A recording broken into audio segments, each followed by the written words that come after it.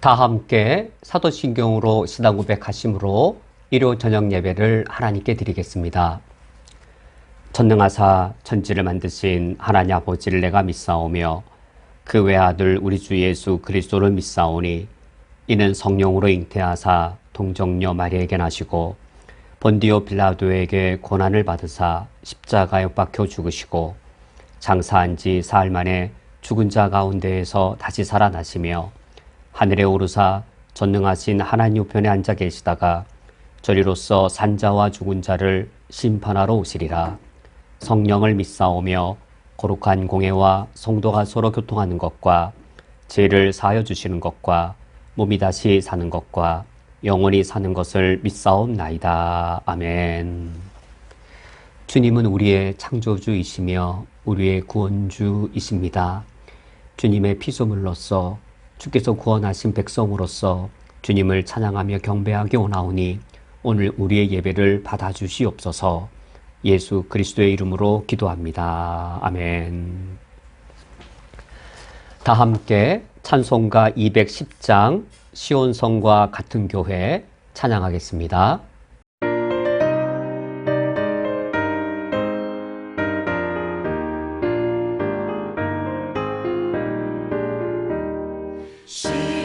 시온성과 같은 교회 그의 영광은 없다.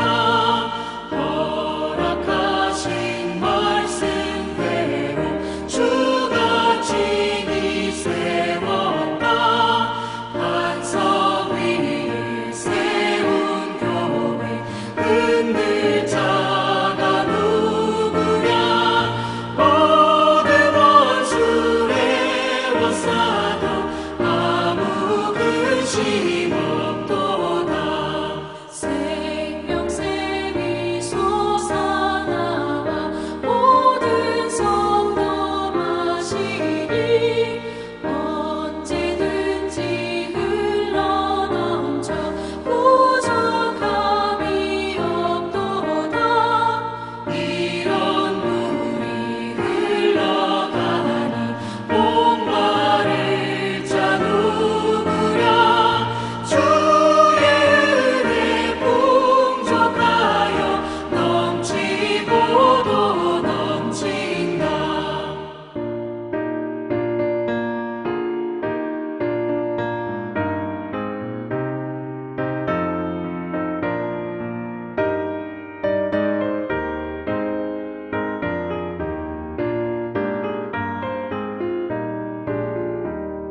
주의 은혜 내가 받아 지온 백성 되는데 세상 사람 비방해도 주를 찬송하리라.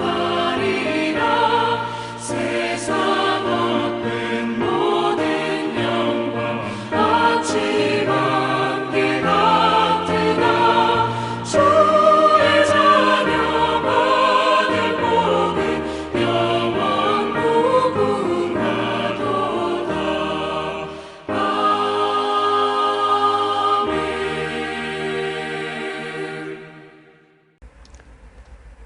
성경 봉독하겠습니다.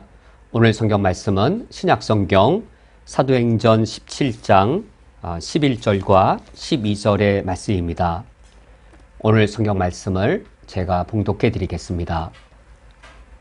베레아에 있는 사람들은 데살로니가에 있는 사람들보다 더 너그러워서 간절한 마음으로 말씀을 받고 이것이 그러한가 하여 날마다 성경을 상고하므로 그 중에 믿는 사람이 많고 또 헬라의 기부인과 남자가 적지 아니하나.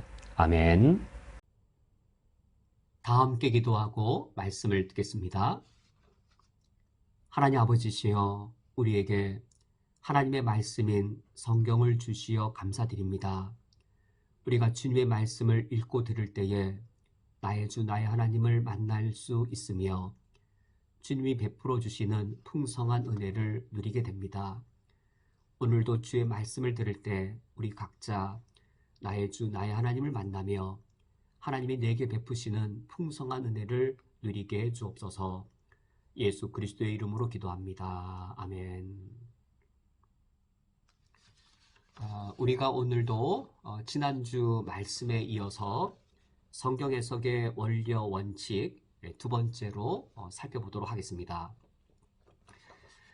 우리 기독교의 역사를 돌아보면 우리 기독교 역사가 2000년의 기간을 갖고 있는데 2000년의 우리 교회 역사를 돌아보면 하나의 현상을 우리가 발견하게 됩니다. 교회가 타락하던 그 시대에는 그릇된 성경 해석이 힘을 얻어서 교회를 지배하고 있었습니다. 그릇된 성경 해석에 의해 교회는 바른 신앙에서 벗어나서 타락의 길로 접어들게 됩니다. 그 다음 시대에 그러면 어떻게 교회가 다시금 바른 신앙을 회복해서 바른 궤도로 돌아오게 되는가? 그때 보면 올바른 성경 해석이 다시 힘을 얻게 되어집니다. 그 올바른 성경 해석에 의해 교회는 바른 신앙을 회복하게 되어지고 하나님의 역사의 바른 궤도로 교회가 돌아오는 것을 우리가 발견하게 됩니다. 가장 대표적인 경우가 바로 중세 시대이지요. 중세 이 암흑 시대, 중세 교회가 타락의 길을 걸어가게 되었는데 그 근본 원인은 그릇된 성경 해석 때문이었습니다. 주로 성경의 영적 해석이 힘을 얻으면서 성경을 그릇되게 해석하는 일들이 중세 교회를 지배하고 있었습니다. 이때 이제 하나님께서 루터와 켈빈 종교개혁자들을 사용하시지요. 이 루터와 켈빈을 비롯한 종교개혁자들의 올바른 성경 해석이 힘을 얻게 되어집니다. 이 올바른 신앙에 의해 교회가 바른 신앙을 다시 발견하게 되고 그 바른 신앙을 위해 교회가 하나님 역사의 올바른 궤도 위에 돌아오게 됩니다. 이처럼 우리 기독교의 2000년의 역사를 돌아보면 그릇된 성경 해석이 지배하면 교회가 타락의 길로 접어들고 올바른 성경 해석이 힘을 얻으면 교회가 바른 신앙 위에 바른 하나님 역사의 궤도 위에 서 있는 것을 우리가 발견하게 됩니다. 이것은 정통 교회의 이 역사만이 아니라 우리가 이단과 우리 교회의 관계를 보더라도 우리가 동일한 현상을 우리가 볼 수 있습니다. 우리 정통신앙, 바른 신앙을 갖고 있는 우리 그리스도인들만 성경을 중요하게 여기는 것이 아닙니다. 이단들 중에 성경을 중요시하지 않는 이단이 있을까? 아마 모든 이단들이 다 성경을 중요하게 여길 것이라 생각됩니다. 신천지, 성경을 대단히 중요시하지요. 또 구원파, 그들도 성경을 대단히 중요시 여깁니다. 그들이 성경을 대단히 중요시 여기면서 그들이 미혹할 때 대상을 교회를 한 번도 다녀보지 않은 사람, 성경을 전혀 모르는 사람, 그들을 미혹의 대상으로 삼는 것이 아니라 주로 교회를 다녀봤거나 이미 교회를 다니고 있는 이 그리스도인들을 유혹할 대상으로 삼습니다. 어떻게 유혹하는가? 성경을 가르치는 것이죠. 신천지식으로, 구원파식으로 그릇된 성경 해석을 가르칩니다. 이때 성경 외에 또 다른 교리책을 가르친다라기보다도 신천지나 구원파 우리와 똑같은 성경을 가르칩니다.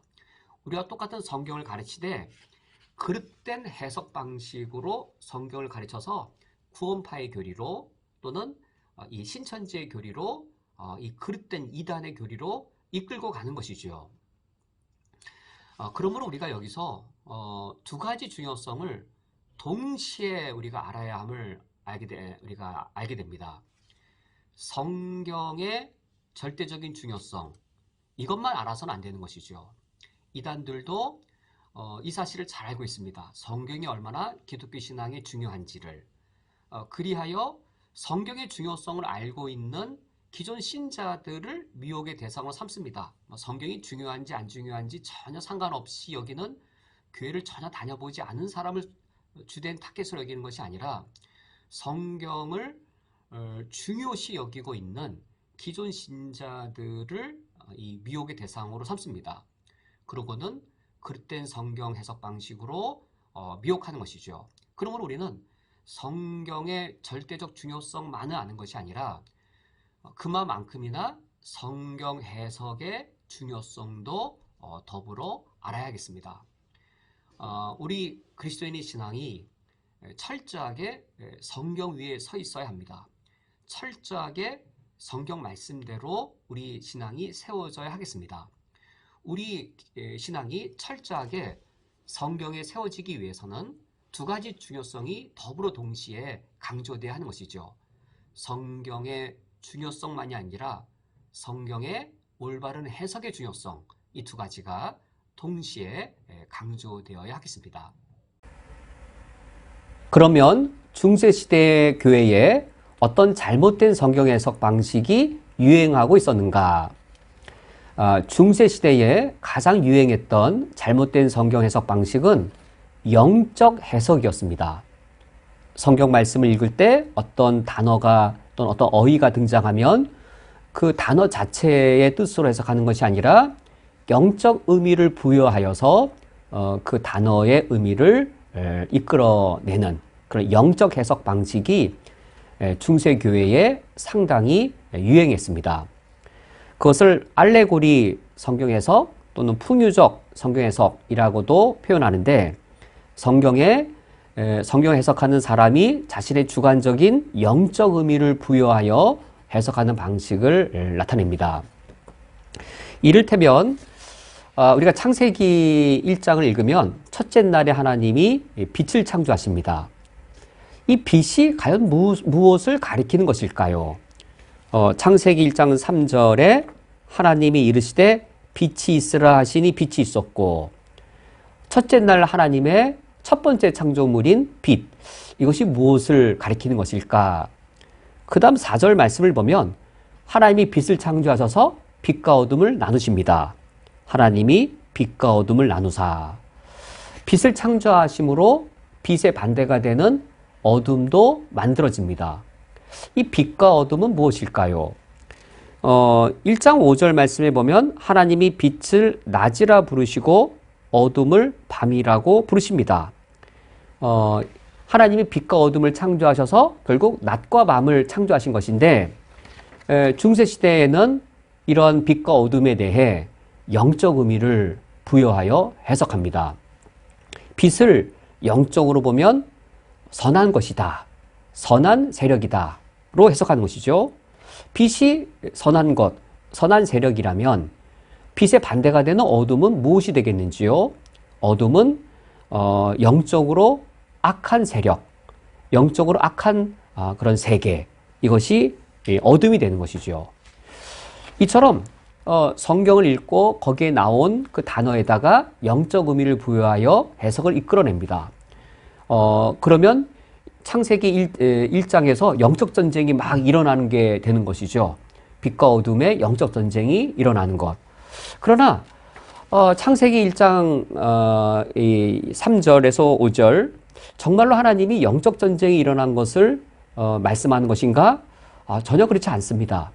하나님이 물리적인 빛, 물리적인 어둠을 만드셔서 물리적인 이런 낮과 밤을 만드시고 그리하여 하루가 되는 이런 물리적인 것을 하나님 만드신 것인데 여기에 영적인 의미를 부여하면 영적인 선한 세력, 영적인 악한 세력이 태초에 혼돈한 시대에 서로 전쟁을 일으키고 영적 싸움이 일어나는 것으로 이렇게 그릇된 해석을 이끌어내는 것이지요. 이런 영적 해석이 이제 더 발달되어져서 어떤 단어의 영적 의미만 끌어내는 것이 아니라 어떤 단어에 심오한 의미가 있는 겁니다. 성경 말씀을 깊이 묵상을 하면 성경 말씀을 그냥 읽고 지나가는 것이 아니라 성경 말씀을 깊이 묵상을 하면 그 성경 말씀 아주 깊은 곳에 심오한 의미가 있어서 그 심오한 의미를 끌어내는 것이죠. 이를테면 이제 예수님께서 마태복음 16장에 보면 베드로에게 이렇게 말씀하십니다. 너는 베드로라 내가 이 반석 위에 내 교회를 세우리니 음부의 권세가 이기지 못하리라. 베드로라는 이름이 반석이란 뜻이었죠. 그래서 예수님이 이 반석 위에 내 교회를 세우시겠다라고 말씀하시는데 이 반석이 뭘 말하는 것일까요? 이 반석의 영적 의미는 무엇일까요? 교회를 세울 이 영적인 반석, 그 심오한 의미는 무엇일까요? 그래서 이 반석이란 단어를 깊이 생각하는 겁니다. 반석은 무엇일까? 반석은 어떤 것일까? 그래서 반석은 특징이 단단하지요. 단단하고 또 반석은 흔들림이 없습니다. 또 반석을 깊이 묵상을 하면 반석은 커다란 돌입니다. 작은 돌을 반석이라 하지 않습니다. 이처럼 반석이란 단어 자체를 깊이 묵상합니다. 반석은 단단하고 반석은 흔들림이 없고 반석은 커다랗다 라고 해서 그걸 적용하는 것이죠. 반석은 단단한 돌이다. 그러므로 교회는 단단한 기초 위에 세워져야 된다. 그럼 단단한 기초란 무엇일까? 이제 설교자가 여러 가지 이것저것이 단단한 기초라고 적용을 하는 것이죠. 둘째로 반석은 흔들림이 없는 돌이다. 그러므로 교회는 흔들림 없는 기초에 세워져야 된다. 라고 하면서 이제 설교자가 그 흔들림 없는 기초가 무엇인지를 또 여러 가지로 적용을 하는 것이죠. 또 세 번째로 반석은 커다란 돌이다. 그러므로 교회는 큰 기초 위에 세워져야 된다. 그럼 큰 기초가 무엇일까요? 깊이 묵상을 했더니 큰 기초란 교인들을 크게 부흥시키고 교회당을 크게 짓고 뭐 이런 식으로 적용을 하는 것이죠. 이것이 정말로 예수님이 말씀하신 내 반석 위에, 이 반석 위에 교회를 세우겠다라고 하는 그 의미일까? 사실 마태복음 16장을 읽어보면 이때 이 반석이란 베드로의 신앙 고백이었습니다. 주는 그리스도시요 살아계신 하나님의 아들이십니다라고 하는 베드로의 신앙 고백이 교회를 세울 그 반석이었지. 뭐 교회는 단단한 기초 위에 세워져야 된다. 교회가 단단해지려면 재정적으로 단단해야 된다. 뭐 반석은 흔들림이 없어야 된다. 흔들림이 없는 기초를 위해서는 우리 교회가 이런저런 조건들을 갖춰야 된다라고 그렇게 적용하는 것이 올바른 성경 해석일까? 그런데 이쯤 말씀을 들어보면 이런 영적인 해석들, 이런 풍의적인 해석들이 중세 시대에만 인기를 끈 것이 아니라 오늘날 현대 교회에서도 이런 영적 해석, 풍의적 해석이 깊은 해석이라는 이름으로 행해지는 것을 우리가 접하게 되어집니다. 저도 어릴 적에 흔히 부흥사 목사님들이 오셔서 깊은 해석, 영적 해석이라는 이름으로 이렇게 해석을 하시고 뭐 11조 작정하게 하고 건축허금 작정하게 하고 뭐 그렇게 적용하는 것들을 들으면서 제가 성장했습니다. 이처럼 성경을 영적으로 해석하게 되어지면 성경 말씀이 말씀하려는 바가 말씀에서 들려지는 게 아니라 설교하는 사람의 주관대로 설교자가 말하고자 하는, 설교자가 요구하려고 하는 그 바가 들려지게 되는 것이죠. 성경 말씀인데 성경 말씀은 하나님의 말씀이어서 성경 해석을 통해 하나님의 음성이 들려져야 되는데 성경 해석을 통해서 하나님의 음성은 오히려 닫혀버리고 설교하는 인간의 목소리가 드러나게 되는 것이죠. 이것이 바로 중세교회를 타락으로 이끌어갔던 그런 원인이 되었는데 오늘날 우리 한국교회도 이런 모습이 적지 않습니다. 이런 영적 해석이 이단들이 잘 사용합니다. 이단들도 영적 해석을 시도합니다. 또 이단들은 뭐 짝교리라고 하는 신천지 주로 신약과 구약에 서로 이 짝이 맞는 짝교리를 찾아내서 영적 해석을 시도합니다. 왜 이단들의 성경 해석이 그렇게 힘을 얻는가? 이단들의 영적 해석, 이단들의 짝교리나 이런 그것에 근거한 영적 해석 왜 힘을 얻는가? 정통이라고 말하는 교회가 그런 영적 해석을 하고 있는 거예요. 정통교회 안에서 영적 해석이라고 하는 그릇된 해석을 듣던 사람들이 신천지에 갔더니 더 멋지게 영적 해석을 해내는 거예요.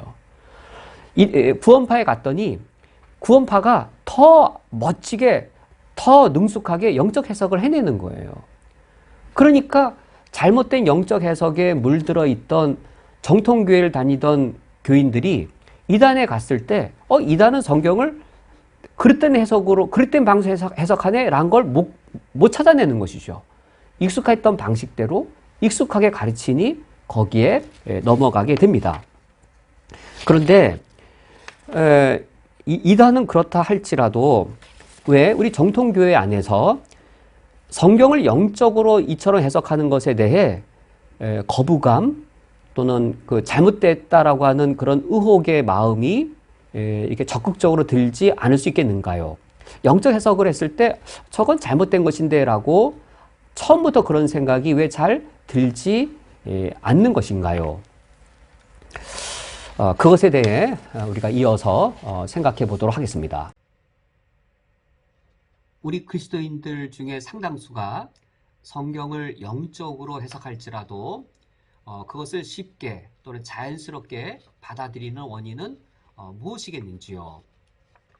그것은 우리가 성경을 전적으로 잘못 알고 있어서가 아니라 성경을 절반은 바르게 알고 있고 나머지 절반을 불충분하게 알고 있기 때문입니다. 우리가 성경에 대해 전적으로 잘못 알고 있는 것이 아니라 절반은 바르게 알고 있고 나머지 절반을 불충분하게 알고 있는데 절반만 올바르게 알고 있는 그 사실을 근거로 하여 이제 그릇된 성경 해석이 그 틈새를 노리고 들어오는 것이죠. 우리 그리스도인들은 성경을 책들 중에 하나로 여기지 않습니다. 성경은 어떤 책인가? 성경은 이 세상에 있는 책들 중에 가장 위대한 책이다 라고 말한다면 우리 그리스도인들은 동의하지 않습니다. 성경이 책들 중에 가장 위대한 책에 불과하다고? 아니야. 성경은 책들 중에 가장 위대한 책인 것이 아니라 이 세상에 있는 모든 책들과 전혀 다른 종류의 책이야 라고 우리 그리스도인들은 믿습니다. 그것이 옳지요. 왜 성경이 그러면 다른 책들과 전혀 다른 책인가? 그것은 쓰여지는 방식 자체가 전혀 다릅니다. 마태가 마태복음을 기록합니다. 그리고 어떤 소설가가 소설을 씁니다. 이 소설은 그 소설가가 자신의 이성과 자신의 감정을 가지고 그가 쓴 겁니다. 그래서 이 소설을 보면 이 소설가의 사상과 감정들이 그의 경험들이 고스란히 녹여져 있는 것이죠. 그래서 이 소설은 인간의 책입니다.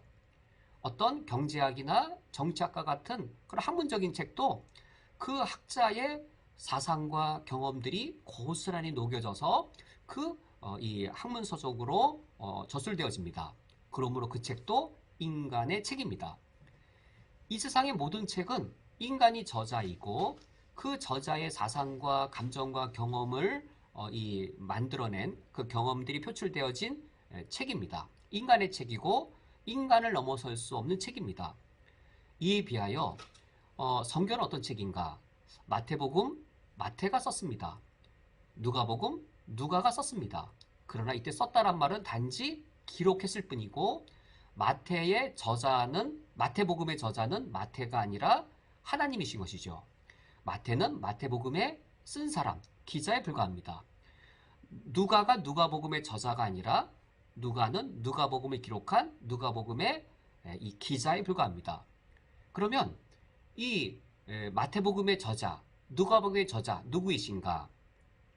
하나님께서 아주 독특한 방식으로 마태복음과 누가복음이 기록되게 하십니다. 바로 성령의 영감이라고 하는 그런 독특한 방식입니다. 마태를 성령께서 영감하시고 누가를 성령께서 영감하셔서 인간의 언어로 성경이 기록되게 하셨습니다. 인간의 언어로 하나님의 말씀이 기록되므로 우리 인간이 읽을 수 있습니다. 우리 인간이 하나님의 말씀을 읽을 수는 있지만 그 저자는 하나님이신 것이죠. 그러므로 성령의 영감에 의해 기록된 하나님의 말씀, 그러므로 성경은 인간의 책이 아니라 하나님의 말씀을 담고 있는 하나님의 책인 것이죠. 그러므로 다른 모든 책들과 성경은 전혀 다른 유일한 독특한 책입니다. 우리 그리스도인들은 이처럼 성경을 믿고 있습니다. 이것은 전혀 잘못된 것이 아니고 올바른 사실이고 올바른 믿음의 내용입니다. 올바른 사실, 올바른 믿음이지만 절반만이라는 것이죠. 우리가 성경을 이처럼 하나님이 우리에게 영감을 통해 기록하신 하나님의 책인 측면만이 전부인 것으로 알면 그러면 제가 여쭤보겠습니다. 성경이 이처럼 다른 모든 책들과 전혀 다른 책이라면 이 성경을 해석할 때에도 다른 책들과 전혀 다른 방식으로 해석해야 되는 것 아닌가? 읽어야 되는 것 아닌가라는 겁니다. 어떻게 답변하시겠는지요? 경제학이나 정치학과 같은 학문적 책들, 그 학자의 이성과 경험이 어우러져서 그런 학문 서적이 만들어졌습니다. 소설가가 자신의 인생 경험과 이성과 그런 이 문학적인 재능을 가지고 소설을 썼습니다. 이 책을 우리가 인간적으로 읽지요. 그러면 이런 책들과 전혀 다르게 신적인 책으로 기록된 성경을 읽을 때에도 다른 책들과 같은 방식으로 읽어야 되는가? 다른 책들과 전혀 다른 방식으로 기록되었으므로 다른 방식으로 읽어야 되는가? 우리 성도님들은 어떻게 답변을 하시겠는지요? 우리는 이렇게 생각하기 쉽습니다. 성경이 전혀 다른 방식으로, 신적인 방식으로, 성령의 영감이라는 방식으로 기록되었으므로, 그래서 다른 책들과 전혀 다른 책이므로 성경을 읽을 때에도, 성경을 해석할 때에도 다른 책들과 전혀 다른 방식으로, 즉 영적인 방식으로 읽고 영적으로 해석해야 한다라고 잘못 생각할 수 있습니다. 왜 중세시대에 영적 해석이 더 유행하게 되었을까?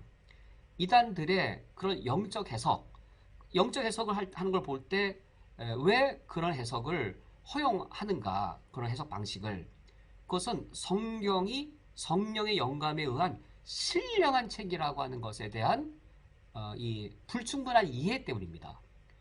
성경이 성령의 영감으로 기록되었으므로 우리는 그것을 해석할 때 다른 책들과는 다른 방식으로 영적으로 해석해야 된다라고 잘못된 태도를 취하고 있는 것이죠.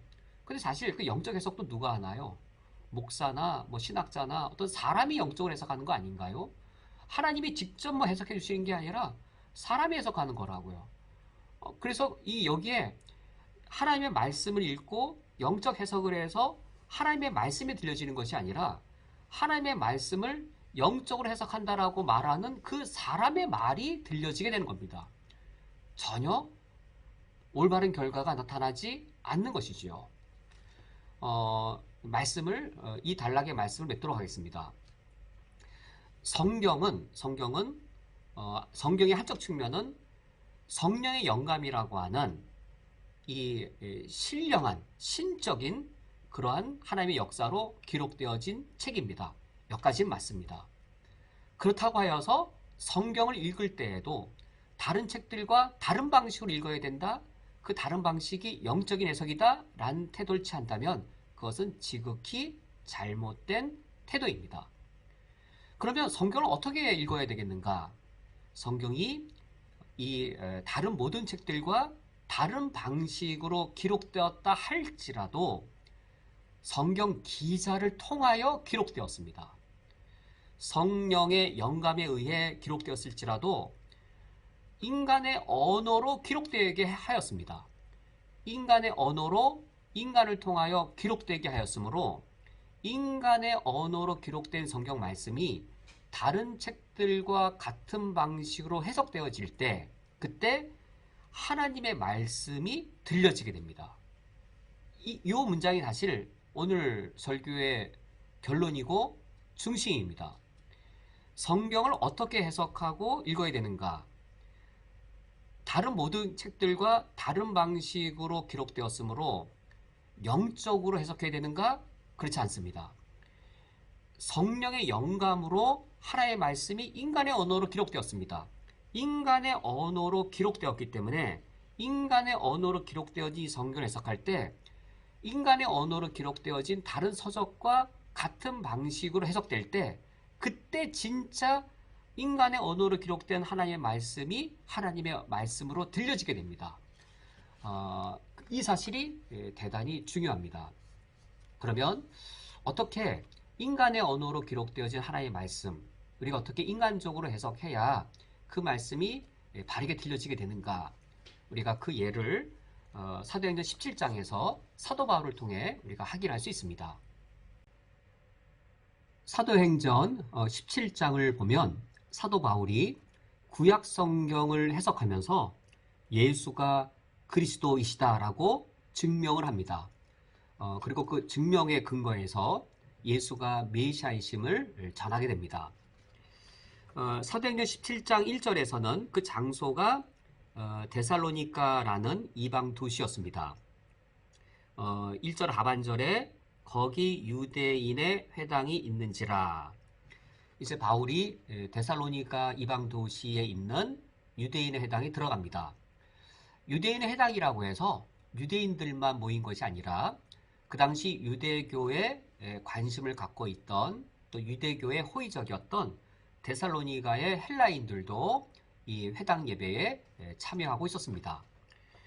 2절 말씀을 보면 하반절에 새 안식일에 성경을 가지고 강론하며, 여기 새 안식일이란 말은 이제 3주 내내라는 의미가 아니라 3주 기간 중에 첫 번째 토요일, 두 번째 토요일, 세 번째 토요일 이렇게 이제 세 번의 안식일이 올 때인 것이죠. 성경을 가지고, 이때 성경은 구약 성경입니다. 강론했다는 말은 구약 성경을 가지고 그 뜻을 해석한 것이죠. 바울이 3주에 걸쳐서 첫 번째 주에 구약 성경을 가지고 해석합니다. 두 번째 주에 또다시 이어서 구약 성경을 해석합니다. 세 번째 다시금 구약 성경을 해석합니다. 그러면서 어떤 걸 입증하냐면 3절에 뜻을 풀어, 구약 성경의 해석이죠. 그리스도가 해를 받고 죽은 자 가운데에서 다시 살아나야 할 것을 증언하고 이르되, 여기 증언하고를 우리 이전 번역, 이 개정 번역은 증명하였다라고 번역했는데 우리 개정개혁에서는 이 증명을 증언으로 바꾸어 번역합니다. 바울이 구약 성경을 해석하면서 예수가 그리스도이심을 증명합니다. 증명하고 이 예수가 곧 그리스도라고 복음을 선포합니다. 이때 바울의 성경 해석 방식이 그 자리에 유대인들과 그리고 헬라인들이 앉아 있었는데, 바울의 성경 해석 방식이 설득력이 있어야 하는 것이죠. 그들 보기에 합당한 방식이어야 하는 것이죠. 유대인들이 보기에 바울의 해석이 영적 해석이어서 바울의 주관적인 그런 일방적 주장이었다라고 하면 유대인들은 그것을 거절했을 겁니다. 그 자리에 있던 헬라인들, 바울의 성경 해석을 보고 헬라인들에게도 납득이 되어지는, 헬라인들이 책을 해석하는, 헬라인들이 어떤 책의 단어나 어떤 사실들을 의미를 발견해내는, 그들이 받아들이기에 합당한 방식이었던 것이죠. 유대인이든 헬라인이든 그들이 보기에도 객관적이고도 명확한 방식으로서의 성경 해석이었기 때문에 유대인들도 그리고 헬라인들도 바울의 예수가 그리스도라고 하는 이 증명을 받아들이게 되는 일이 일어난 것이죠. 바울은 이 데살로니가에서 복음을 전한 다음에 10절에 보면 이제 베레아로 가게 되어집니다. 10절 말씀에 밤의 형제들이 곧 바울과 실라를 베레아로 보내니, 또 다른 이방 도시 베레아였습니다. 10절 하반절에 그들이 이르러 유대인 해당에 들어가니라. 베레아의 유대인 해당이라고 해서 여기서도 유대인들만 있는 것이 아니라 유대인과 더불어 이제 유대교에 호의적이거나 유대교에 관심을 갖고 있던 베레아의 이방인들도 함께 동석을 한 것이지요. 11절 말씀을 보면 베레아에 있는 사람들은, 즉 유대인이든 헬라인이든 이 베레아에 있는 사람들은 데살로니가에 있는 사람들보다 더 너그러워서 간절한 마음으로 말씀을 받고 이것이 그러한가 하여 날마다 성경을 상고함으로 라고 되어 있습니다. 이것이 그러한가 하여 날마다 성경을 상고함으로, 즉 바울이 데살로니가에 가서 복음을 전했을 때에도 바로 앞선 데살로니가에서 했던 그 방식대로 복음을 전했을 가능성이 가장 높습니다. 데살로니가에서 새 안식일에 성경을 가지고 강론하며 뜻을 풀었던 것과 같은 동일한 방식, 또 동일한 내용을 가지고 베레아에서도 구약 성경을 해석하여 예수가 그리스도이심을 증명해냈겠지요. 그 증명을 들은 사람들이 간절한 마음으로 말씀을 받고 이것이 그러한가 하여 날마다 성경을 상고했다. 과연 어떤 반응, 어떤 모습이겠는지요? 바울의 성경 해석이 그 데살로니가의 이방인들이 듣기에 헬라인들에게 가장 이성적인 헬라인들이 보고 듣고 판단하기에 객관적이고 합당한 성경 해석이었습니다. 또 정말 그러한가? 정말 이 말씀이 맞는가를 상고하고 12절 말씀, 그 중에 믿는 사람이 많고 또 헬라의 기부인과 남자가 적지 아니했다라고 합니다. 성경 말씀이 맞는가? 이 바울의 성경 해석이 맞는가? 아, 바울의 성경 해석이 맞구나라고 이 말씀을 받아들인 자들 중에 믿음을 가진 자가 있었다라고 말씀하고 있습니다. 즉, 이 말씀들이 무엇을 말하는가? 구약 성경도 성령의 영감으로 기록되어진 신적인 책입니다. 구약 성경이 성경의 영감으로 기록되어진 신적인 책이지만 구약 성경도 하나님께서 모세를 또는 다윗을, 이사야를, 예레미야를 사람 기자를 영감하여 성경이 기록되게 하셨습니다. 영감으로 기록되었을 때 신의 언어로 기록되어진 것이 아니라 우리 인간이 이해할 수 있는 인간의 언어로 기록되었습니다. 인간의 언어로 기록되어진 이 성경 말씀을, 구약의 말씀을 바울이 그걸 해석할 때에 인간의 언어가 이 헬라인들, 그들이 알아들을 수 있는 인간적 방식으로 해석한 것이지요. 인간의 언어로 기록되어진 하나님의 말씀이 인간적 방식으로 해석될 때 인간 언어에 담겨 있는 하나님의 말씀이 나타나는 것이었습니다. 하나님의 말씀이 영감되어 기록되었으므로 영적으로 해석해야 되느냐? 그래서 아주 깊이 있는 그 신비한 말씀을 찾아내야 되느냐? 그것이 아니고 인간의 언어로 기록되어진 하나님의 말씀을 사도 바울이 인간이 알아들을 수 있도록, 인간이 설득되어질 수 있도록, 인간의 자신의 이성과 자신의 경험으로 봤을 때 성경 해석이 객관적이고 합당한 방식이 되게끔 설득력 있게 사도 바울이 인간적으로 해석함으로 베레아에서도 데살로니가에서도 그들이 예수가 그리스도라고 하는 이 하나님의 말씀, 하나님의 말씀이 돼 인간의 언어로 기록되어진 예수가 그리스도라고 하는 이 복음을 듣고 그들이 믿을 수 있었습니다. 이제 오늘 말씀을 결론 맺도록 하겠습니다. 오늘 말씀의 결론은 성경도 다른 책들과 똑같은 방식으로 읽는다라는 사실입니다. 우리가 성경을 읽을 때 성경은 성령의 영감으로 기록된 신령한 책이므로 영적인 방식으로 다른 책들과는 전혀 다른 방식으로 읽어야 된다라는 자세를 취하면 오히려 잘못된 결과가 나타나는 것을 이미 살펴보았습니다. 우리가 성경을 읽을 때 다른 책들과 똑같은 방식으로 읽어야 우리가 성경을 읽으면서 우리가 하나님의 말씀을 들을 수 있습니다.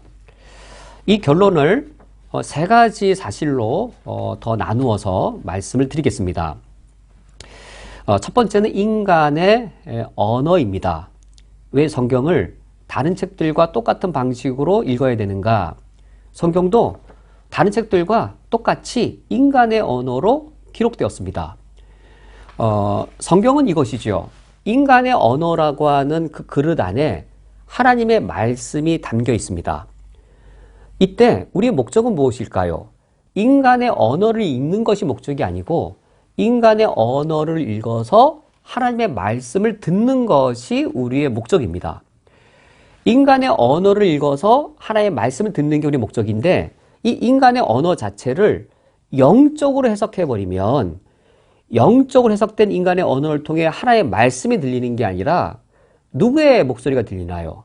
인간의 언어를, 그러니까 성경이 인간의 언어로 기록되었죠. 창세기든 로마서든 이 성경의 인간의 언어를 영적으로 해석한다라고 하면 그 영적으로 해석하는 그 사람의 목소리가 성경을 통해 들리는 것이죠. 하나님의 음성은 사라지고 인간의 언어를 통해 그 사람의 목소리가 마치 하나님의 말씀인 양 들리게 되어지는 커다란 우를 범하게 되어집니다. 그런데도 우리는 이제 자꾸 유혹을 겪게 되어지는 것이죠. 성경은 인간의 언어로 기록되었어도 우리가 영적인 방식으로 해석해야 돼.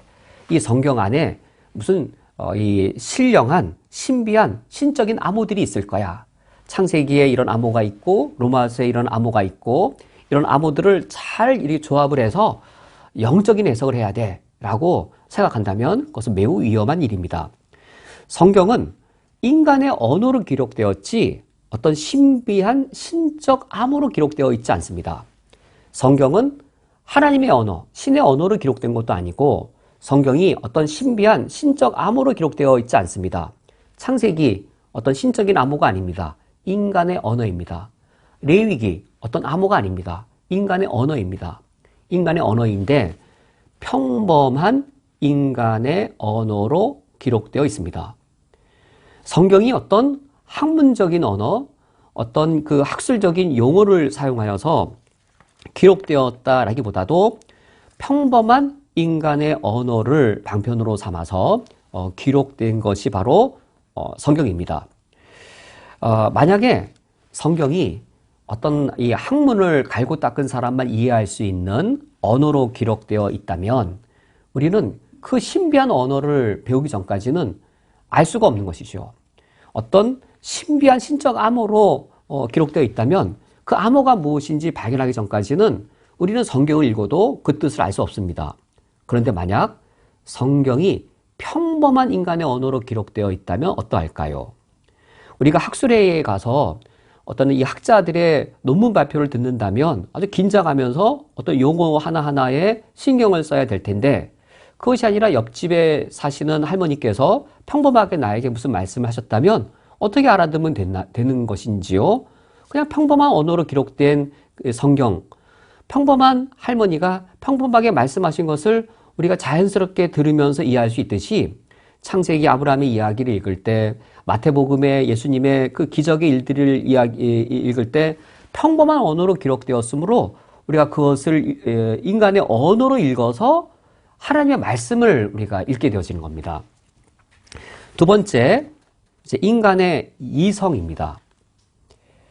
혹시 성경이 인간의 언어로 기록되었다 할지라도 거기에 우리 인간의 이성으로 파악할 수 없는 도무지 납득하기 힘든 난해한 내용이 기록된 것이 아닌가. 제가 미시경제학을 공부할 때 처음에 대단히 어려워서 인간의 언어로 기록되었는데 너무 어렵더라고요. 어떤 학문서적을 대할 때 나보다 높은 수준의 책을 만나면 인간의 언어, 한글로 기록되었는데 교수님이 한글로 강의해도 못 알아듣죠.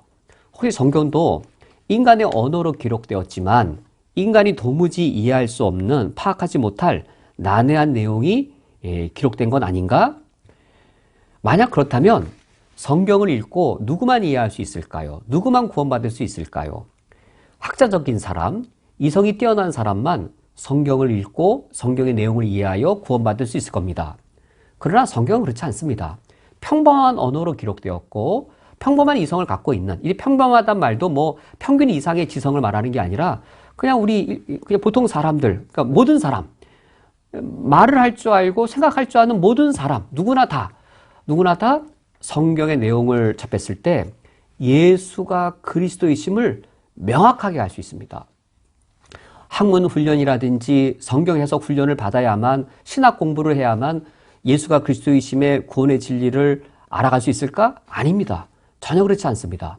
성경의 진리는 너무 평범한 언어로, 그리고 우리 인간이 이성을 갖고 있으면, 평범한 사람이라면 우리 보통의 삶 속에서 우리가 생활할 때 이 일들을 파악하듯이 성경 안에 담겨있는 구원의 진리, 우리의 이성으로 누구든지 쉽게 납득하고 이해할 수 있는 내용으로 적혀 있습니다. 이렇게 성경은 인간의 평범한 언어로, 또 우리 인간의 평범한 이성으로 다 읽고 듣고 납득할 수 있는 내용이 성경 안에 기록되어 있으므로 다른 책을 읽는 것과 똑같은 방식으로 성경을 읽어야 합니다. 이처럼 다른 책을 읽는 것과 똑같은 방식으로 인간의 언어, 하나의 말씀을 담고 있는 그릇인 인간의 언어를 읽으면, 이 인간의 언어를 인간적으로 읽으면 인간의 목소리가 들리는 게 아니라 인간의 언어로 기록된 성경 말씀을 합당한 인간의 방식으로 읽으면 여기 안에 담겨 있는 하나님의 목소리가 우리에게 들려지게 됩니다. 그러면 이제 마지막 세 번째는 이겁니다. 지금 두 가지, 인간의 평범한 언어, 인간의 평범한 이성으로 성경 말씀을 이해할 수 있다면, 그러면 성경 안에 인간의 언어로 표현할 수 없는 것은 표현되어 있지 않다는 것인가? 인간의 이성으로는 납득할 수 없는 내용은 안 들어있다는 것인가? 라는 의문이 들지요. 인간의 평범한 언어로 기록되었다면 인간의 언어로 표현할 수 없는 내용도 있을 텐데 그것은 어떻게 된 것인가?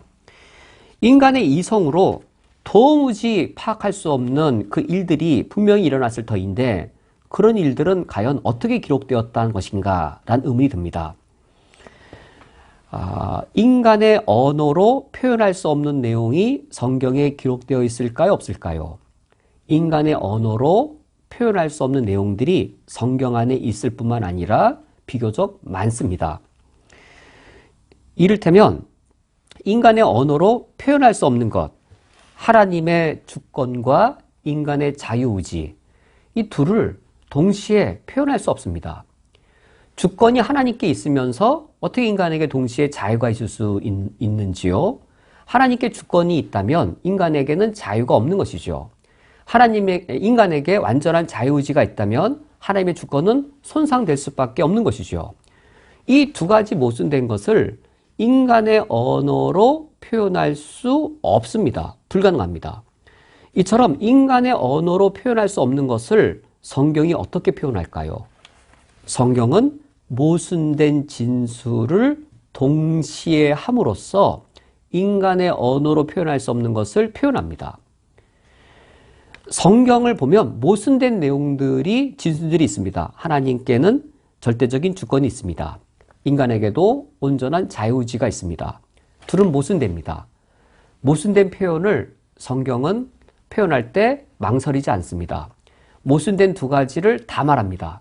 모순된 것을 다 말함으로 전체 진리를 나타내고 전달합니다. 하나님의 자유의지와 하나님의 절대주권과 인간의 자유의지뿐만 아니라 성경의 모순된 진술들이 나타나는데 성경의 모순된 진술들을 보면 그것은 모순이 아니라 인간의 언어로 표현할 수 없기 때문에 둘 다를 다 표현하는 겁니다. 이를테면 하나님이 아십니다. 근데 하나님이 후회하십니다. 이게 어떻게 같은가요? 아시는데 왜 후회하시나요? 후회하시는데 왜 미리 아시나요? 성경은 이 모순된 것을 동시에 다 이 꺼리낌 없이 다 말함으로 진리 전체를 표현합니다. 인간의 이성으로 이해할 수 없는 내용이 성경에 있는가? 있습니다. 있을 뿐만 아니라 또 비교적 많습니다. 이처럼 인간의 이성으로 다 납득할 수 없는 것들, 그럼 어떻게 성경은 나타내는가? 이해할 수 없는 것은 성경이 설명하지 않습니다. 이해할 수 없는 것을 성경이 증명하려 하지 않습니다. 하나님이 존재하시는 것, 성경은 선포합니다. 하나님의 존재를 증명하려고 하지 않습니다. 인간의 이성으로 납득할 수 없는 일에 대해서는 성경이 설명하거나 납득시키려 하는 것이 아니라 선언하고 선포합니다. 또는 인간이 이해할 수 없는 명확하게, 정확하게, 분명하게 이해할 수 없는 일에 대해서는 성경이 모호하게 이야기합니다. 분명하게, 정확하게, 세밀하게 말하지 않습니다. 이를테면 하나님의 창조가 어떻게 이루어졌는가? 인간의 이성으로 그거를 충분히 이해할 수 없을 때에는 하나님의 창조에 대해 모호하게 말합니다. 예수님이 종말하실 때 새하늘과 새 땅 어떻게 될 것인가? 선명하게, 분명하게, 세밀하게 말하는 것이 아니라 모호하게 말합니다. 요한계시록 21, 2장 모호하게 말합니다. 그래야만 우리 인간 이성이 불타지 않고 성경 계시를 받을 수 있기 때문입니다. 오늘 말씀을 맺도록 하겠습니다. 우리가 성경을 읽을 때 다른 책들과 똑같은 방식으로 읽어야 하겠습니다. 하나님의 말씀이 인간의 언어로 기록되었기 때문입니다. 하나님의 말씀이 인간의 언어로 기록되어 있는 한 그 인간의 언어를 인간적으로 해석해야 하나님의 말씀을 우리는 들을 수 있습니다. 그러면 인간적인 방식으로 해석한다는 게 무엇인가? 성경 해석의 구체적인 실제 예는 어떤 것인가? 이것에 대해서는 다음 주 말씀을 통하여 계속하여 살펴보도록 하겠습니다.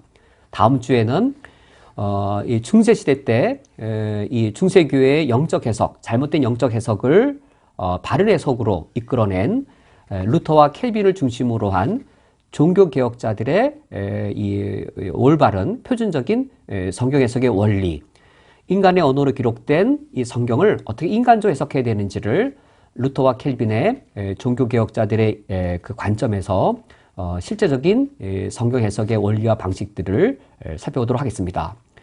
우리가 성경의 중요성만 아는 것이 아니라 성경의 중요성을 아는 것만큼 성경 해석의 올바른 원리와 원칙들도 우리가 바르게 잘 익혀서 이 시대에 바른 신앙을 지켜나갈 수 있기를 주님의 이름으로 축원드립니다. 함께 기도하시겠습니다. 하나님 아버지시여, 우리에게 예수 그리스도를 믿는 믿음을 허락해 주시며 이 믿음을 지켜나가고 이 믿음대로 살아갈 수 있도록 성경 말씀을 우리에게 주셨습니다. 우리가 이 말씀을 근거하여 바른 신앙을 잘 지켜나가게 주옵소서. 예수 그리스도의 이름으로 기도합니다. 아멘. 다 함께 주기도로 오늘 예배를 폐하겠습니다. 하늘에 계신 우리 아버지여, 이름이 거룩히 여김을 받으시오며 나라가 임하시오며 뜻이 하늘에서 이루어진 것 같이 땅에서도 이루어지이다. 오늘 우리에게 일용할 양식을 주시옵고 우리가 우리에게 죄 지은 자를 사하여 준 것 같이 우리 죄를 사하여 주시옵고 우리를 시험에 들게 하지 마시옵고 다만 악에서 구하시옵소서. 나라와 권세와 영광이 아버지께 영원히 있사옵나이다. 아멘.